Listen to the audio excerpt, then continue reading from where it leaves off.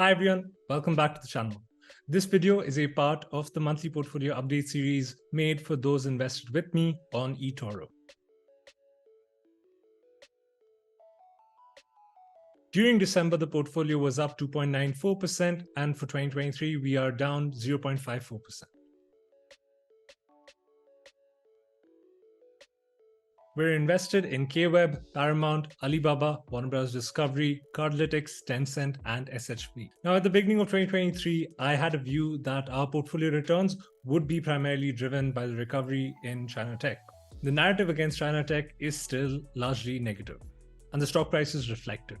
The China tech recovery has not played out as quickly as expected. On the most recent Tencent earnings call, Martin Lau, the president of Tencent, restated his belief that buybacks would be the best way to return capital to shareholders, considering the historical low valuation of companies in the China tech space. In a similar spirit, Alibaba has also spent $9.5 billion in 2023 to repurchase shares.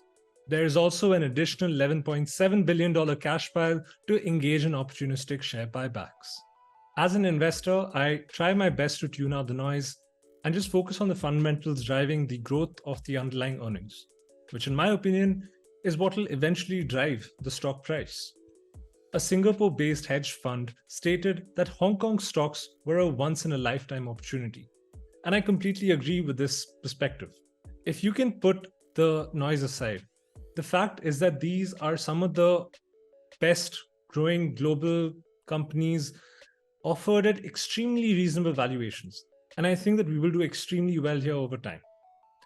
Going back to the portfolio, our media investments, Paramount and Warner Bros. Discovery, have been all over the news. There was a rumor that the companies were considering a merger and that the CEOs of both companies had a meeting to discuss details. Now, I don't think that a merger scenario is very likely here, although I would not be opposed to it. From a portfolio perspective, Paramount is a catalyst-based investment, while Warner Bros. Discovery is more of a long-term hold. Paramount had announced the sale of Simon & Schuster to KKR for $1.6 billion.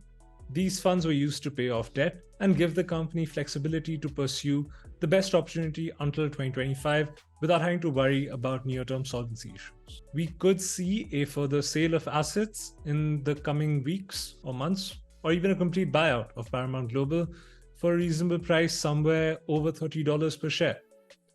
Currently, shares trade around $15. This is a potential double or more for us sometime within the next 12 to 24 months. WBD could also be a potential acquirer for some of Paramount's assets. April 2024 marks the end of the Reverse Morris Trust lockup period for Discovery's Warner Media deal with AT&T.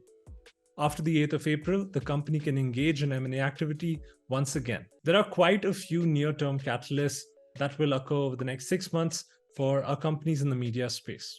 Peter Lynch, one of the all-time great investors, has a quote: "The key organ here isn't the brain, it's the stomach. When things start to decline, there are bad headlines in the papers and on television. Will you have the stomach for the market volatility and the broad-based pessimism that tends to come with it?" Now, I understand that it is difficult to hold through these periods of volatility. Yet, I believe that we hold dominant, durable businesses with growing earnings, and that our patience will be rewarded over the long term. Thank you to everyone who has been invested throughout this difficult time. I look forward to the portfolio doing incredibly well this year and in the years ahead.